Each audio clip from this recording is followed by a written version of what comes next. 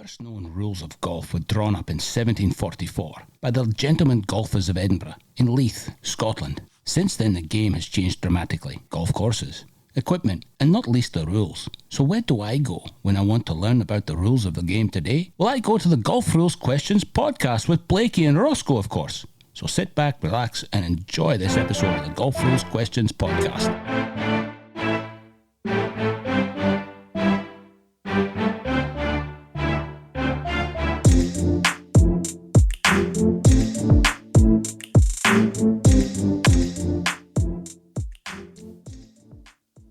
Well, hello everybody, and welcome back to the Postmasters edition of the Golf Rules Questions podcast. What a week it was. What a winner it was for the country, the great golfing nation of Japan, with Hideki Matsuyama winning the Masters. And it threw up quite a few situations, scenarios, and imbroglios for the young man who is the golf rules guru himself, Blakey, sitting virtually opposite me once again. Threw up a number of situations for you to once again further your YouTube nest.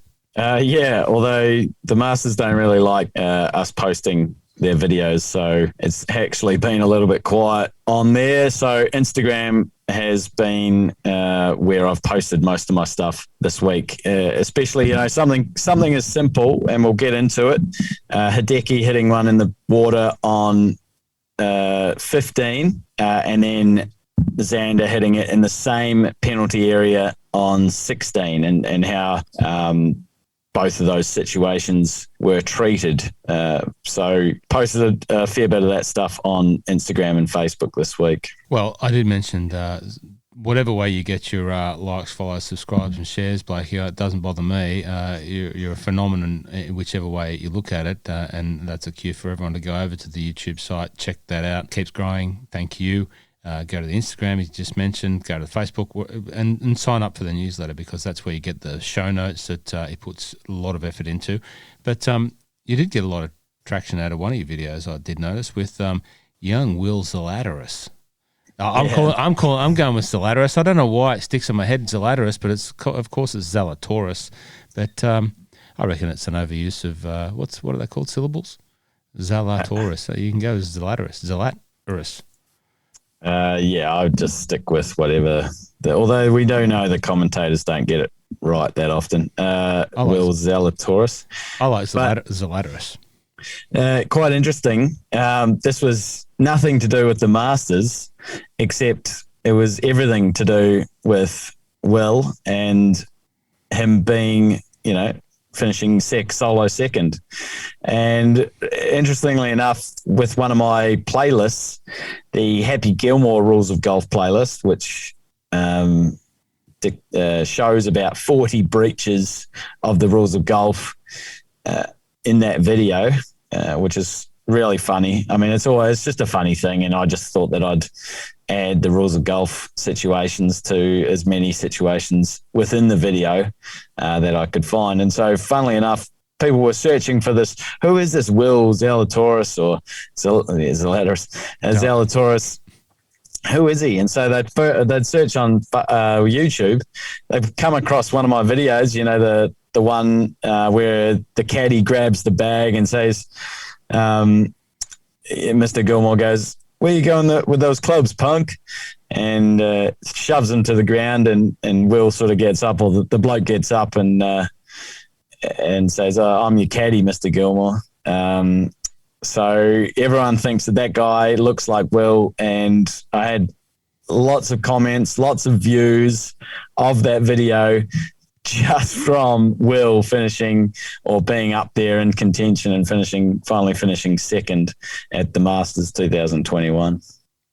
Well, it was no surprise to my good self, and also the co-host of the Roscoe and Rocket episodes of the My Love of Golf podcast. You can see that if you are looking at the YouTube video, I'm wearing the My Love of Golf podcast team FootJoy shirt here.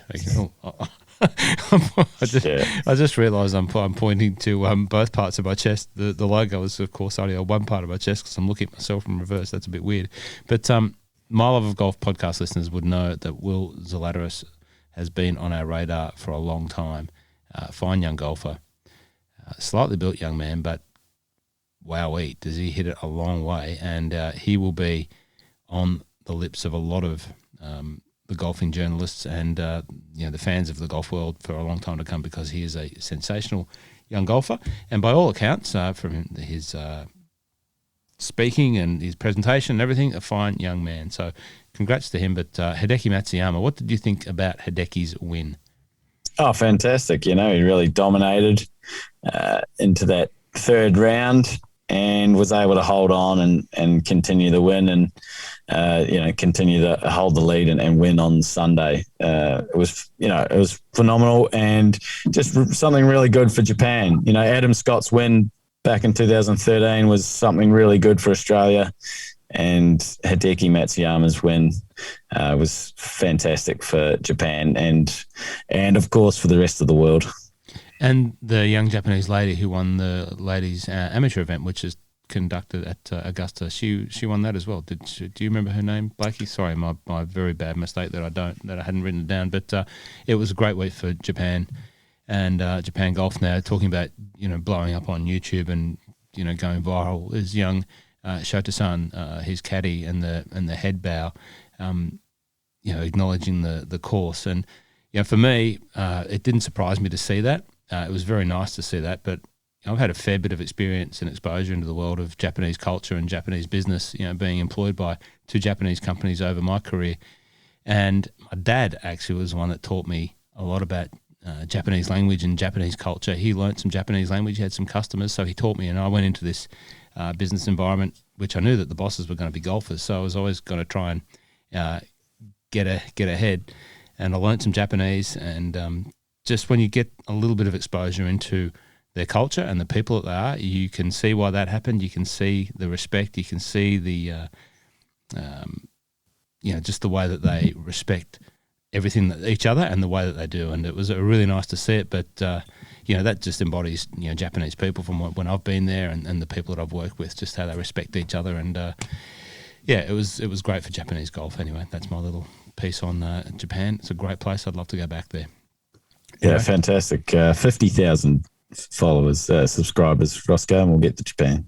50,000 and Japan's an interesting destination for golf. Might have to talk to Paul Sheehan and get a little bit more insight into it, but it's quite an exclusive and expensive sport up there. So, it's very popular with the Australian touring pros. Matt Griffin and a couple of other Brendan Jones and so on and so forth have done really well out of the Japanese tour. So, so I'd love to go up there. 50,000, we'll go to Japan, okay? But we're going to New Zealand and Tasmania. Tasmania might be King Island first, Blakey, because I've just been to Barnbougle, so maybe we'll go to King Island first. But New Zealand, I saw something about New Zealand. We've got to get to New Zealand. So more YouTube subscribers, please. What's the benchmark for New Zealand? 10,000. Okay, well, we're on our way. Now, let's go to last week's golf rules question of the week. It's a long one, and I'll read it pretty quickly. Fraser has Webbo caddying for him during the first round of the club championships. On the 9th tee, after Fraser's teed off, Webbo runs off to talk to a man about a dog. Fraser doesn't want to carry his heavy bag because he's got too many golf balls in there. So he gets Steve to carry his bag to where his ball's at rest. Steve tells Fraser the distance and that he should hit a 7-iron with a wee bit of a draw. And after that, Fraser hits his second shot. Webbo reappears and takes over his caddying duties. Steve continues to walk beside Fraser and Webbo and holds Fraser's jacket and umbrella for the rest of the round. Does Fraser incur any penalties? No penalties for Fraser. He only ever had one caddy at any one time.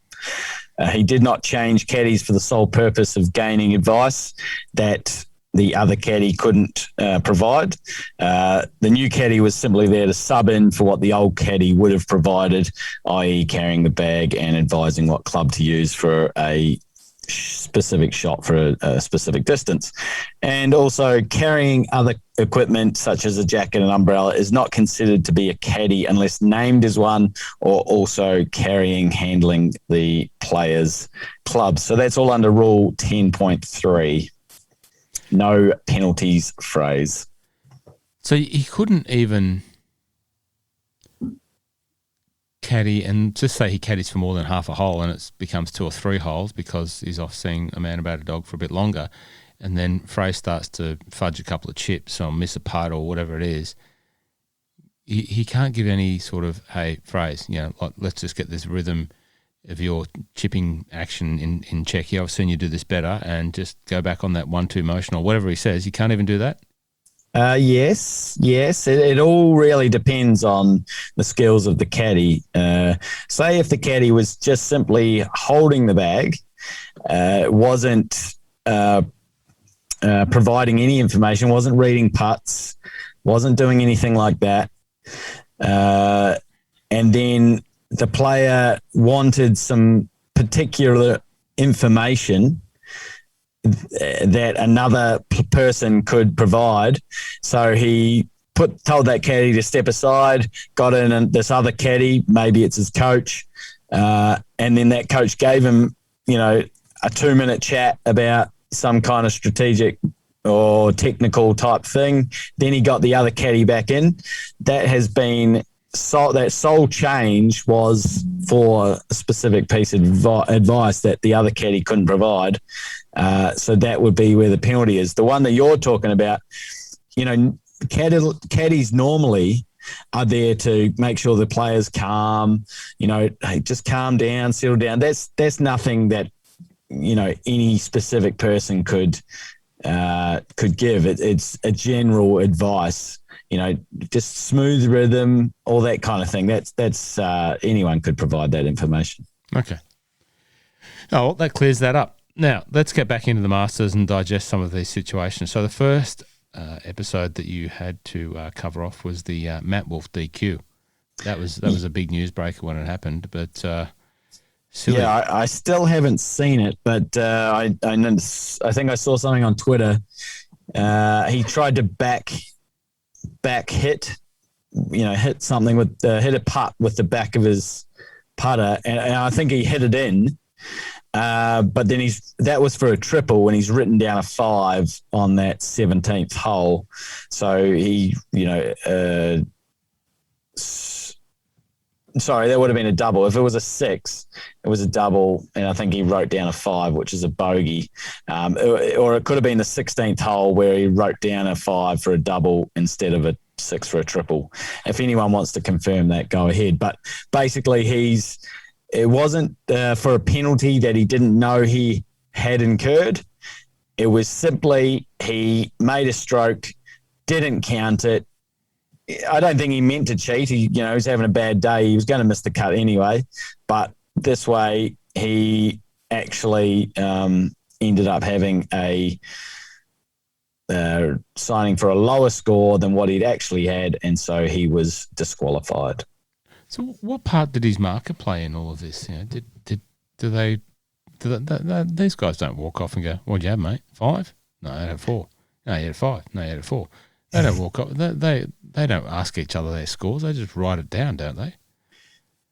Yeah, basically. But sometimes, we've sort of talked about this on the podcast before. I'm the kind of person that will know my score.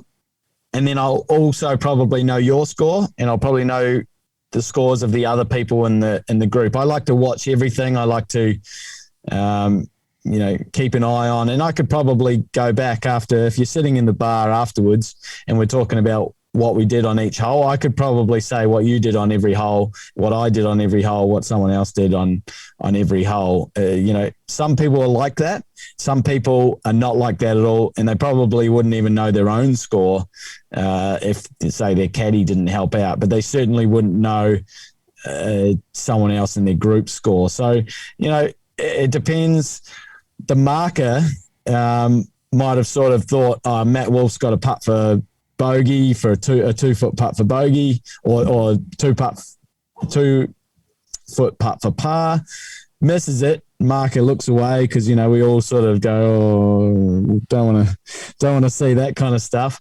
And then Matt's missed it again and tapped in with the back of his putter, and so the marker might have gone, oh, what did you have there, mate? And Matt goes 5, and the guy goes, oh yeah, whatever. I didn't really see all your putts, so 5 it is. Then most of the time, I can't say what exactly happened in this case, but most of the time, the player will sign the scorecard, hand it in, and then they'll see the leaderboard and they'll look at their score and go, oh, no, I would have had 8 over, not 7 over.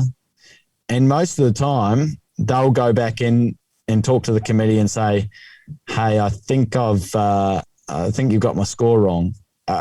Like, seriously, most of the time it is player owning up to what they actually had, not, which is different to what is on the leaderboard that they see. We all talk about how there's volunteers out there who carry a board and say, oh, well, Matt had a drive there and he had a second shot and then he put it in the bunker. He stayed in the bunker for 2 shots. Then he had 3 putt. That's 7. Okay, those score sheets are more used for stats rather than anything else. I don't think they have that at the Masters anyway, but those kind of sheets are more used for stats. They're not really there to corroborate or calibrate what the player actually had. But aren't they walking around looking? Doesn't he see the scoreboard or something after that? Isn't it? There's no walking scoreboards there in that tournament in Augusta, but they don't see it anywhere else and go, hey man, I'm actually 6 over, not 5 over, or whatever it is. No, but it wouldn't have been. Like, it wouldn't have been, I mean, with 2 holes, maybe that would have happened if it was on the 4th hole. But with 2 holes to go or 3 holes to go,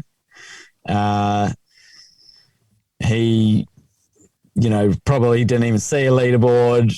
He was probably had his head down. Oh, I'm playing so crap. I'm at Augusta playing so terrible. Signed his scorecard, handed it in, went and had some food, looked up on the TV. Oh, I thought I had an 80, not a 79. I'm pretty like 80% of the time that would be how it works. Yeah, okay. Well, one thing's I'm pretty much guaranteed for sure, he probably won't do that again. You would hope not. It's a very silly and amateur hour mistake, but he was not the first person. He might not be the last, but hopefully he does not do that again. Well, his wasn't the worst at the Masters. I can't remember you wouldn't have been alive at this time. 1960. I'm pretty old. Thanks for eking that out. Yeah, I'm pretty old, but no, you wouldn't be. Yeah, 1842. You wouldn't be alive, you old dodger. I think it was 1963 or 1968, whatever. Robert D. We've talked about this one. Roberto Di Vincenzo. He signed for a higher score because he had a birdie, and Tommy Aaron, his marker, put down a 4, and then he signed for it, handed it in before it could be rectified, and so he missed out on a playoff. So, that was really unlucky that he didn't win the thing, didn't get into a playoff. But at least he sort of still was able to take a check home, whereas Matt Wollf, well, he wasn't taking a check home. He's going to miss the cut, but he was DQ'd. Okay, let's keep rolling on. Bernd Wiesberger putted into the penalty area on the 15th. Bernd was putting for an eagle during round 1 on hole 15. Unfortunately, he putted his first ball into a yellow penalty area. There's a few people putting off the greens. Yeah, I only saw this one. I did post one of previous years where Bubba Watson putted into a bunker, and Tigers putted off the green on 13 before. But yeah, Bernd Wiesberger putted into a penalty area on 15, and it's a yellow penalty area, so he would have had to drop back on a line on the other side of the green, or go to the dropping zone, or best option, which is the one that he chose, was to place his ball back down on the green from where he last played from for a 1-stroke penalty. And so I think he was actually putting for eagle. Then that's 3. Then the penalty 4, placed it back for 5, and he putted it to 6 foot, and then he made the putt from 6 foot for a bogey. So one of my favourite rulings there, when someone putts into a bunker or putts into a penalty area. Now, if there's an either involved there, can I? Is his name Wiesberger or Weisberger? How's it spelled? Well, can you confirm how it's spelled? Wies. Okay. That would be Wiesberger.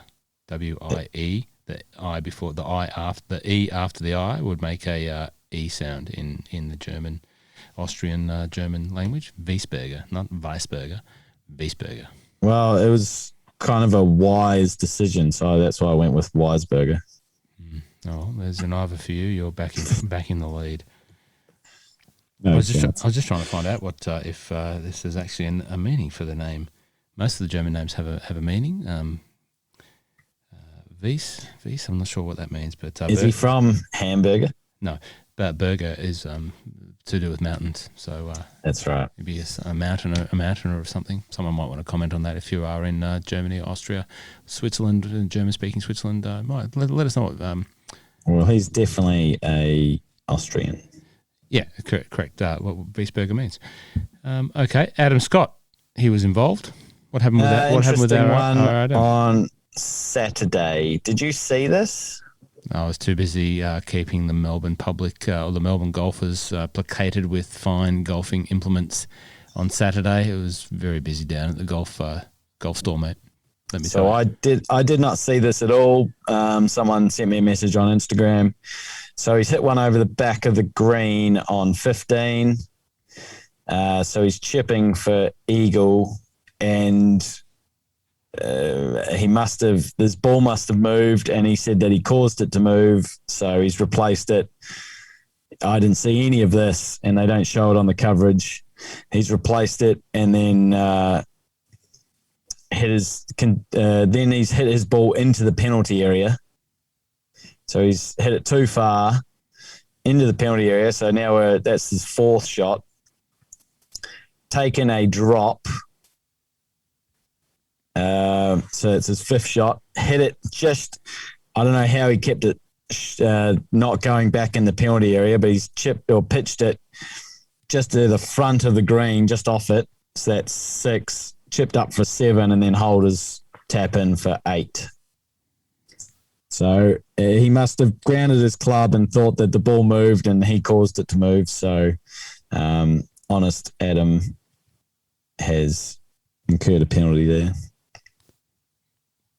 Didn't really feature in the final standings, obviously, but Honest Adam, that's a good name, Honest Adam. I was going Honest Abe, Honest Adam. Honest Adam. Siwoo Kim, now, as I was mentioning before, I'm not sure if it was just a joke, if it was a meme or something like that, but I saw a tweet from Pat Perez. Siwoo Kim was driving down Magnolia Lane saying, "How good is this?" Pat Perez responds to the tweet going, "Hey, look after my putter, bro." Siwoo Kim goes, "Yeah, no worries, man," and then goes and snaps it. Yeah, I didn't see that. That would be quite, funny, but not funny. Was there someone else that snapped a putter? Did anyone else snap a putter? I don't remember. No. Okay. But yeah, what happened there? Yeah, so he's a bit angry. I think that might have also been on the 15th. Correct me if I'm wrong. It definitely had water in the front of the green. And he's a bit angry with his putt, so he's slammed his putter into the ground, damaged it. Now he can continue to use it or try and repair it, use it for the rest of the round, that is, or try and repair it. He's not permitted to replace it because it was he's damaged it. And the local rule G9 wouldn't allow him to replace it either because that's only for normal course of play. This was not normal course of play. He damaged it in anger, and so he could have still used it, but he chose not to, and he actually putted with his 3-wood or utility. Yeah, I think it was 3-wood, and still made the cut, but it wasn't a good look. I can't actually confirm whether it was Pat Perez, but I definitely saw a tweet about someone who snapped a putter at the Masters, and it was Pat Perez, and there you go. Anyway, if you can confirm that, please let us know. Yeah, not a great look to be putting with your 3-wood at Augusta. You don't want to be doing that. But okay, what was the next ring-a-dinger? Abraham Answer. Oh well, this was huge. This was massive. So he signed his scorecard on the first round, after the first round, and he's signed for a 73, 1 over. Pretty good score, considering I think the average was 74.3 or something on the first round. And then someone's alluded, the committee's alluded to him that he's grounded his club in the sand on when he was playing out of the sand on one of the holes. And so they've docked him 2 shots. He didn't know that he'd incurred that penalty, so he only gets the 2 shots. He's not disqualified, unlike Matthew Wollf. He's not disqualified for signing for a lower score because there was a penalty there that he didn't know he had incurred. So that's where that exception comes in. So he just added the 2 shots, similar to the Tiger Woods situation, kind of similar, and it's always going to have that kind of similar sort of overtone or undertone to that Tiger Woods scenario, saying that he didn't know, he wasn't aware. It's always going to have that little tone of probably should have, could have, would have. Anyway. Well, yeah, I mean, if it happened today, if the Tiger situation had happened today, it would be the same because he proceeded incorrectly. But, he could have been saved the embarrassment back there by the committee if they just talked to him first of all. It was just that back then, even if you didn't know you'd incurred a penalty, signing for a wrong score was disqualification, whereas they've added that exception in now. So Tiger would actually be okay in that situation now. But the interesting thing with the Abe Answer scenario was that the furor that it caused, the polarised opinion, the commentary, the chatter, you broke the rule, mate, so let's accept it and move on. And then the other half of the fence going, oh, surely, really, come on, get real. He didn't even touch it. He didn't even know. So why would you penalise that? And, I've got my opinion on it. Obviously, you as the greatest rules official of this podcast, you'll have your opinion on it. What is that? Oh, so you want me to go with my opinion first? I'm happy to go with my opinion. I'd love to hear your opinion first. I'm just a layman golfer. I'm just the everyday golfer, everyday golf shop guy playing out there in clubland. But if you've touched the sand, you've touched the sand. And you've made an infraction, therefore you have to accept the penalty. I can accept that you don't know and you haven't been aware, and unfortunately you've come at the wrath of high potency cameras and all of that sort of thing, but he did that, and that's the rules, and you can't have a grey area in that type of scenario. Otherwise you'll have more scenarios like Patrick Reed, flicking sand back, and Matt Kuchar, pulling loose impediments, a million small particles of sand, which he claimed as loose impediments from around his ball, digging a trench which he could get his club into. It'll just create these grey areas, and you may as well just not have that rule. But the rule is the rule, and that is the rule. That's the one question that I want to ask of you. Do you think that they should do away with that rule so you can ground your club in the sand at any time? No. Look, I would agree with that. I like the black and white situation of just be careful around your ball. It's not designed to, you can create too much advantage out of being able to ground your club. We've all done it in practice, like in practice and that sort of thing, like you just, where it doesn't matter, not to get an advantage, but you've done it in practice, so you know what it does. There's no way that you can do it in a competition because it's too variable. Someone can press it, what happens then? Someone touching it becomes someone's press becomes someone's dig becomes, all of a sudden they've got the ball sitting on the tee and they just fizz it out to a foot rather than having something that they could barely get up the face. So, the inference on that area should be towards the members of the clubs and the greens committees and the staff and the courtesy and etiquette of the fellow player, presenting the bunkers for the people coming behind them and the people playing alongside them in an acceptable condition. If you get a fizzer, fried egg, you get a fried egg. Everyone gets fried eggs from now and then, but you can't do anything about that. Imagine if you're getting fried eggs, you're going to stick your thing in there and you're going to get it out every time. That's not what it's all about. Yeah, look, I totally agree with that. There's a few things to unpack here. be careful around your ball. There's no penalty if you hover your club 2 inches above the sand, 3 inches, 4 inches above the sand. There's no penalty if you're half cocked in your backswing. Instead, when you walk in there, the rule is the rule. Yeah, they could potentially change the rule in the future. That's up to them, and that's up to the ruling bodies. But bunkers aren't there to be places that you should want to go. They're there to the part of the penalty is that you're made to feel uncomfortable by not being allowed to touch the sand behind your ball. I don't see anything wrong with that. I'm probably preaching to the converted, but I just don't see anything wrong with, being more careful around your ball. And I'm not saying that Abe had any intention to breach the rule at all. I definitely don't think he did, but he just needs to be a bit more careful around the ball. Now, the other things about it are, he didn't get an advantage. No, that's not what the rule is about. The rule is not about whether you're getting an advantage. It's just about whether you do or don't touch the sand. And the rules are that you can't. The black and white, you're not permitted to touch the sand in front of, immediately in front of, right behind, in your backswing, or in a practice swing, and including in testing as well. So it's pretty specific. You can't do it. Now, the other things about it, they don't have cameras showing every person's shot in the bunker, as professionals. There's no cameras in amateur golf, full stop. But there's not cameras watching every professional to see if every professional makes a blue. So Abraham Answer got unfairly penalised. Well, I think of this like random breath test. Okay, if you want to try out,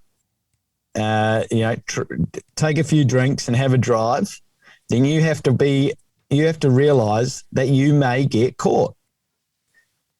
I'm not saying that Abe was trying to touch the bunker, but if he gets his club that close to the sand, he may get caught. Someone may see it, and then they will bring it up. The last part of this is, but it wouldn't be able to be seen by naked eye. Well, the committee of the Masters believed that it would have been able to be seen by the naked eye. And I really want everyone who has that opinion to go into a bunker, lightly ground their club as much as Abe did, and see if they can see an imprint in the bunker. And I would really be surprised if they said they could not see it. Now, I know you're thinking, if you can't see it, you can't see it. How am I going to know that I've seen it if I can't see it? Honestly, if you lightly touch the bunker, you'll be able to see an imprint. And that's what I was saying before. Like when you put 10 balls down in the bunker at the practice area where it hasn't been raked, and you're just trying to prepare the ground, and like you're just hitting balls out. Like sometimes you scrape the sand just to replicate the lie, but sometimes you put your club down because your phone rings or someone says g'day, and then you just go through with your shot. Whatever happens, you can see where the club has been.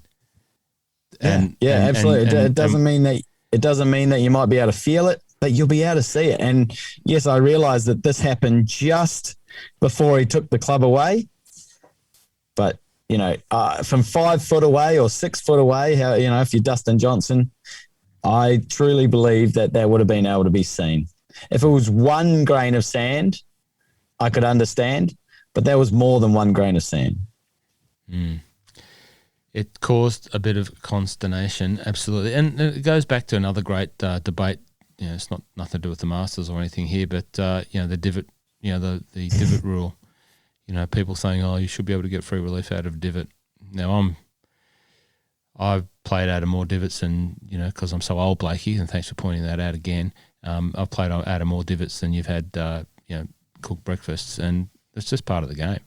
So, playing out of a divot, when does it stop becoming a divot and when does it become fairway? Because they grow back and they don't grow back in the same, all at the same rate, and they take time to grow back. So when is it not a divot? It's just a grey area. So it's sort of like that. You can't touch the sand. There's not a little bit of touching, a light touch, a little touch, no touch, some touch. There's no touch, no touch.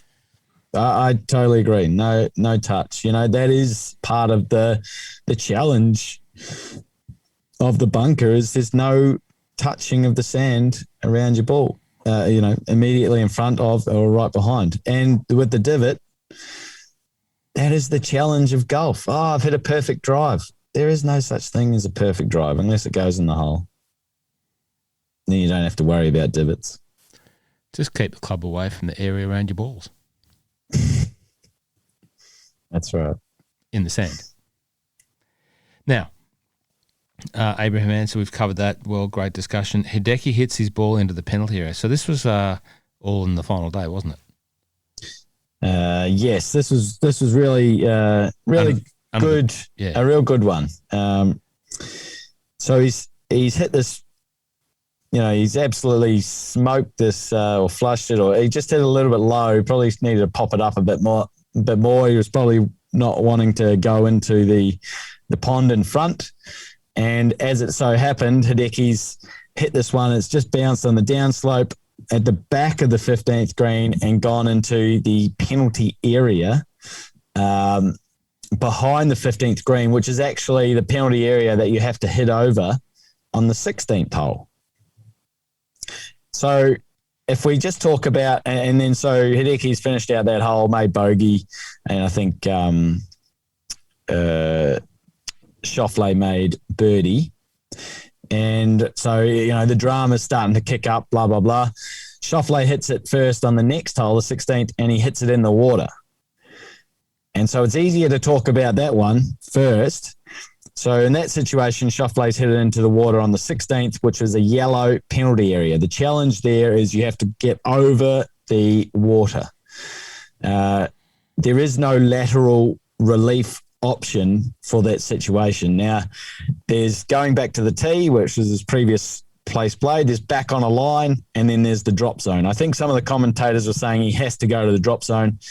I don't know, but I'd find that very hard to believe. I would say that he would have the options, still have the options of going to the tee, going back on a line, or the drop zone. And most would choose the drop zone, and because it's a little bit closer. And he ended up overshooting and making a triple, which was the first time he's made a triple on tour or something. It was 1,042 holes or something like that. But, okay, so for the 16th hole, while playing the 16th hole, it's a yellow penalty area. But for Hideki, when he played the 15th hole and hit it in the penalty area, it's actually a red penalty area. And that's why from the estimated point on the last edge crossed into that penalty area, Hideki was able to drop within 2 club lengths under that lateral relief option. Did that cause any consternation for the listeners? Not consternation, but confusion. Yep. Right. So confusion there. And they were just like, explain. And, I will explain Hideki's drop, explain how Schauffele's drop. So, two of the most confusing rules or scenarios both start with P, provisional ball and penalty area. They would be the most confusing things in the book, hands down. Mm-hmm. And they get used often, and people still don't understand. And I can understand that. There is a lot to unpack with those situations. But in this situation, the committee can make a penalty area red for one hole and yellow for another. Yep. And they could make half of it red and half of it yellow, for example. Yeah, absolutely spot on. Yep. Have you seen one of those lately? Back when we were playing a temporary hole at Pico in the redevelopment, we were playing the 10th as a par 3. There was a combination sort of red and yellow penalty area there. Which is that the 10th on the south? South. Yeah, so it was a par 3. They had a temporary green down near the little water course that ran at the back, and it was yellow at one side and then red at the other end. So red, if you went in the water from the green, which was the green butted up to the creek, I think it was red up there, and then it was yellow back down towards the tee area. Yep. Can you? Is the 11th hole the teeing area for the 11th? Sorry, listeners, but I just wanted to clear this up. Is the 11th hole for the south course still beside the driveway? Yes. So competitions are started on the 1st and the 11th. Is that right? Correct. Yeah, that's quite interesting. So guys, the walk down to the 10th tee on the south course is probably from the golf shop is probably $450, whereas the walk to the 11th tee is probably $150. So they start their competitions on 1 and 11 on the south course. Yep. Not on the north course. You have to endure the 500-metre walk down the hill, and it's you don't want to be late for your tee time like me occasionally, and then get to the pro shop with about 3 minutes to spare, and then think you've got plenty of time, and then the guys in the pro shop go, "Oh, you're off the 10th, Ross." And then you got to run. That's right. We started on the 10th when we played together, and you got to run all the way down there. And so, sorry guys, I'm late. Oh, slept in. Sorry. There's no real other place. Oh, I guess you could. Could you start on? You could start on 6. Yeah, you could start on 6. 5. Is it 5 or 6 or 7? Or 7 the par 3. You could start on 7 the par 3. Walk up the hill. You could start on the 5th the par 5. Yeah. After the 4th. I mean that would be a bit weird to start on 1 and 5, but it could be done. But maybe 1 and 7 possibly. Yeah. Anyway, I forget, Blakey. It's been that long since I've played down there in a competition. I think January might have been my last individual competition round down there, which is sad for the listeners to hear. That is horrible to hear that you're not out playing too much golf these days, Roscoe. I'm just gun for hire in the 4-man Ambrose teams. My last 2 wins of the year have been both in 4-man Ambrose events, one at Peninsula with young Jess Hosking and her father, and one down at Mornington with my team from work, where we both won. Both teams both won the net and the handicap on Good Friday, David. 57 we both shot, both teams from my store, 57. It was pretty good. Did you do a count back? Yeah, we won on a count back because the young fellow we were playing with from one of my staff had a hole in one on. So we birdied 18, and my other team bogey parred 18 from hitting the green in 2. No, they just off the green in 2. So and we birdied and then had an eagle on the 16th. So we won the net. We won the handicap. Sorry, we won the stroke. Sorry, stroke. Speaking about your work and being really busy, if anyone wants some retail work in Melbourne City, hook up with Roscoe, and he'll. Thanks for that public service announcement. He'll give you an interview first. We do occasional public service announcements, and if we are going to talk about my work, because I introduced it, saying that we were a good bunch of golfers down there, if anyone does want some casual work in a great golf environment, please let me know. Anyone's got any young golfers that might want a bit of a, we have a lot of casual work down there from time to time, and we tend to get a lot of some young university students that want to supplement their life with some income in a golf environment, and I'm happy to, it's actually one of the pleasurable parts of what I do is working with the young people and giving them some inspiration and education and ways of the world, according to me, whether that's right, wrong, or otherwise. But that's what you get when you come down with me. You get a little bit of me, and all I ask is any of the young people that have ever worked for me, I just want you to remember when you're old and done, you remember me and something I've taught you in 50 years' time. That's all I ask. But hit me up. There's some good weekend work and after work, after school, uni lecturers work. So we're a 9 o'clock to 9 o'clock in the night business, 6 days a week, and 11 till 5 on a Sunday. So there's plenty of stuff happening down there. Anyway, background bingo. Last week's background bingo, David. I had a image from one of Australia's great aerial and land-based golf photographers, Nick Wollf from Airswing Media. I didn't credit him in the Instagram post. Apologies to you, Nick. But that image that he took that was part of my background last week was definitely from New Zealand. Your part of the world, Blakey, which is the first time I've gone across the ditch to New Zealand. What course was it again? Yours was the Hills, the 18th hole. It certainly was. And you had another obscure picture. Not quite as obscure as your Mine was, which was incredible. So Andrew Miller got it. So you're right. We need to stop giving hints out. And it was Roxburgh. Not spelt quite the same as the one in Scotland. Is that right? England, whatever. You can either me for that one. But Roxburgh down, it's from Queenstown. It's about 2.5 hours. So, yeah, probably about that. Maybe 2 hours from Queenstown where yours was, Arrowtown where yours was, to Roxburgh is about 2 hours. So it's a dinky little track with lots of rocks. Hence why Roxburgh, rocks is in the name. How is it spelled? If Roxburgh, the suburb of Roxburgh Park in Melbourne, for example, if you're it's spelled like that. Roxburgh. Yeah, that's it. Well, that's how you spell Roxburgh. I thought there was another one with an E, Roxe. Oh, I've never seen that, but if you're in America, you might be calling it Roxburgh. Roxburgh. As in Edinburgh, David, Edinburgh.